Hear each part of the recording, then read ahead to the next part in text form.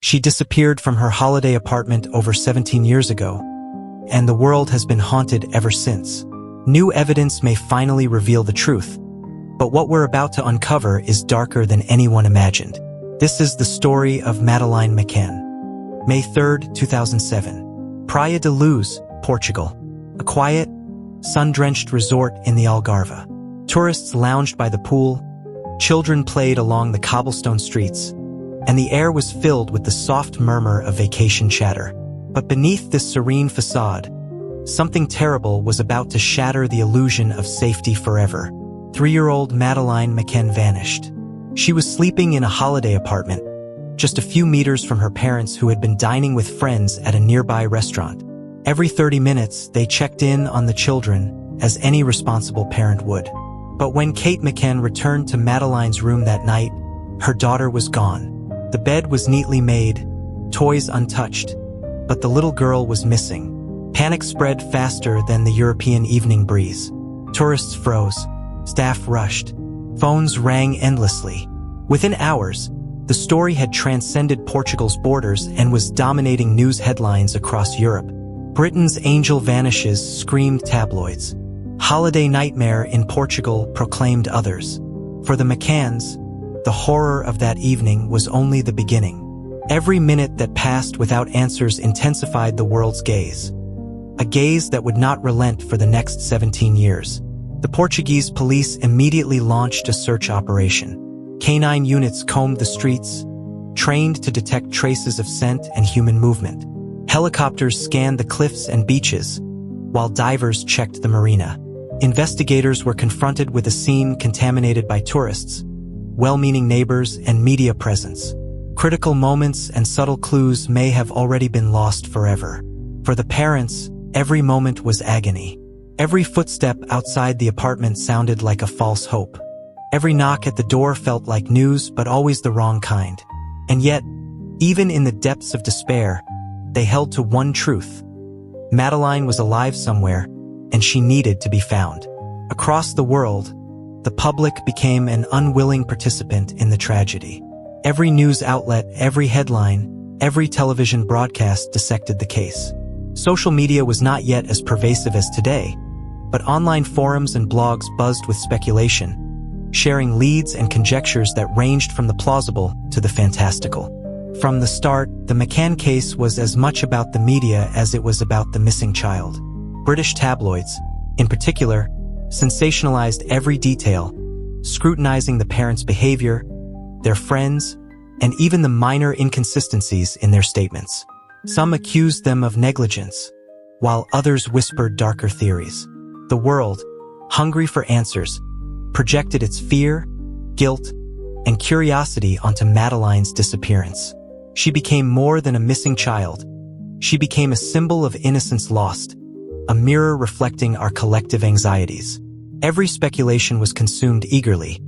Abduction rings, human trafficking, accidental death covered up, or parental involvement. Every scenario was debated across continents. This obsession, psychologists would later note, is rooted in what they call morbid curiosity, the human compulsion to seek knowledge of the tragic, the horrific, and the unresolved. A missing child becomes a canvas for our fears, our hopes, and our darkest imaginings. Years passed, and the Portuguese investigation struggled with dead ends. Leads dried up. The case grew cold. But in 2020, a new suspect emerged, Christian Brückner, a German man with a history of sexual offenses and convictions. Brückner's life was already marked by darkness. Convicted for rape and other crimes, he had lived in the Algarve at the time of Madeleine's disappearance. Investigators began to piece together sightings, phone records, and travel logs. Witnesses placed him near Praia da Luz during the fateful week. Yet, despite these breadcrumbs, evidence was circumstantial. Concrete proof remained elusive. Psychologists analyzing Brückner described traits common to predatory offenders: opportunism, a keen awareness of law enforcement procedures, and a tendency to conceal his movements while monitoring potential victims. His past indicated a pattern escalation in criminal behavior over decades, and a capacity for calculated risk. Some theorists even speculate on whether Brückner was part of a larger network, a shadowy underworld operating in European tourist destinations, taking advantage of transient crowds to conceal predatory acts. While evidence is limited, the possibility adds another chilling layer to the case. Madeleine's story is unique in that it unfolded at the cusp of the digital era. Forums, blogs, and later social media platforms became laboratories for public obsession. Every theory, rational or fantastical, was dissected, analyzed, and amplified. In a sense, the public became a part of the investigation, unwittingly contributing to both clarity and confusion. Dozens of armchair detectives claimed to spot inconsistencies in police reports. Others scoured maps, property records, and flight logs. Each new leak, each revelation in the media, fed the fascination. Psychologists note this is a form of collective storytelling. Humans crave closure, but when closure is denied, imagination fills the void. In the case of Madeleine McCann, 17 years without resolution has created a global narrative web, one in which every reader or viewer has a role, consciously or not. Over the years, law enforcement has revisited evidence repeatedly. Portuguese authorities coordinated with German and British police. International task forces sifted through old files, re-interviewed witnesses, and analyzed forensic material using new technologies. Forensic science itself has advanced dramatically. Techniques for DNA analysis, geolocation, and digital footprint reconstruction offer renewed hope that old evidence might finally reveal truth. Analysts review Brückner's connections, scrutinize phone data, and cross-reference his movements with tourist schedules and local records. Even now, subtle inconsistencies in timelines, witness statements, and missing documentation fuel endless speculation. Every file re-examined feels like stepping into a labyrinth. Each corner could hide either revelation or dead end. The McCann case illustrates a haunting truth about unresolved tragedy. The longer the mystery persists, the heavier it weighs on collective consciousness. Madeleine, frozen at 3 years old, becomes more than a person. She becomes a symbol. Parents' trauma under global scrutiny, law enforcement pressure, scrutiny, and criticism. Media's hunger for narrative over evidence. Public obsession and social commentary. These overlapping pressures create a psychological ecosystem in which the victim's story is perpetually alive, whether or not the missing child is found. New investigations have hinted at possibilities beyond individual criminality.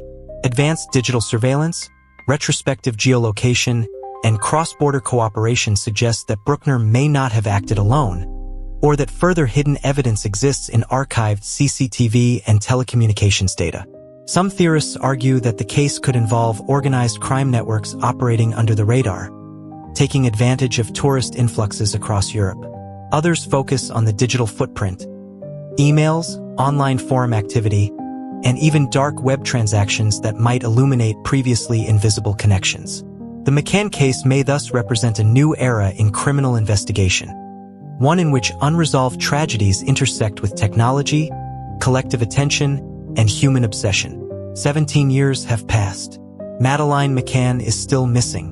Her story endures not because it is solved, but because it resonates on every level: emotional, psychological, and cultural. Every time a new lead is announced, social media buzzes. Every documentary, every article, every YouTube breakdown keeps her story alive. Some may find solace in believing that new technology will finally uncover the truth. Others see a cautionary tale about media obsession, collective imagination, and the fragility of human systems. In the end, the McCann case is not just about a missing child. It is about the world we live in, one in which tragedy becomes spectacle, attention becomes currency, and mystery becomes eternal.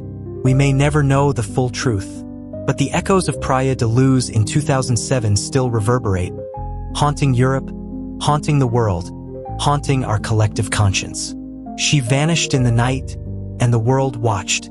17 years later, the questions remain. And maybe some mysteries are meant to be felt, not solved. If you want updates as new evidence emerges, subscribe and turn on notifications. This mystery is far from over. And also do well to watch this intriguing video. I'm so sure it will make you turn on your bed and not be able to find sleep tonight.